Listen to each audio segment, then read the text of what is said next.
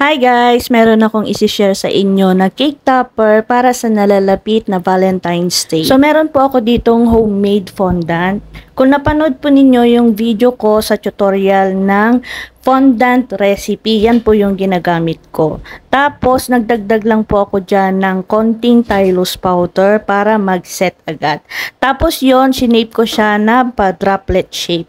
Tapos pumilas ulit ako ng konti para sa paa naman ng aking bear. Bali, bear topper yung gagawin ko dyan sa video. Ito yung katuloy na topper ng Boho team na rainbow kahapon na in-upload ko. Charot lang yung intro ko kanina.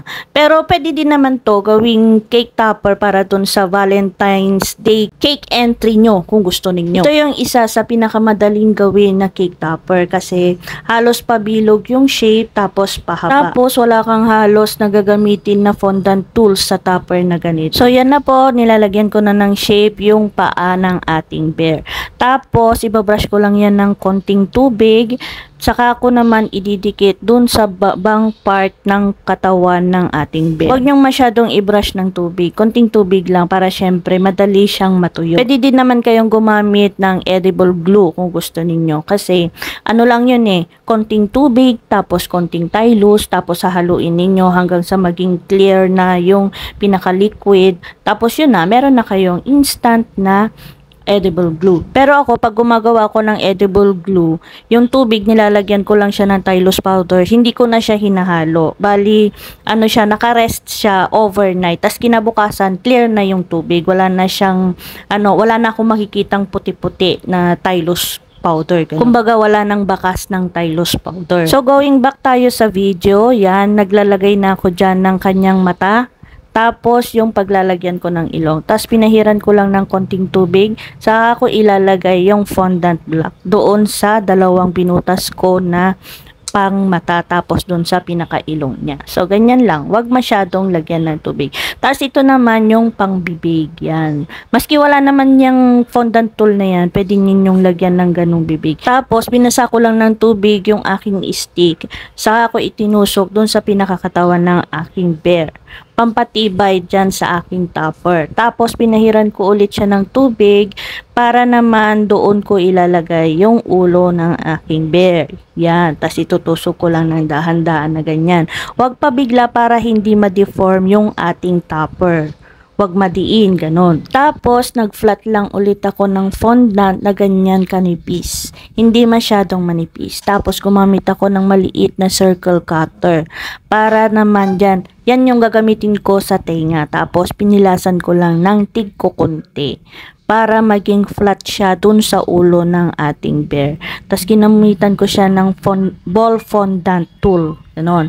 Tapos, pahid lang ulit ng konting tubig. Saka ako inattach yung tenga, pinakatenga ng aking bear. O diba, nabubuo na siya. Nagiging cute na yung aking bear topper. Tapos ito naman, nagroll ako ng pahaba na fondant. Kinat ko siya sa gitna para naman gawing kamay ng aking bear. Tapos pahid lang ng konting tubig, saka ko ididikit dun sa katawan ulit ng aking bear.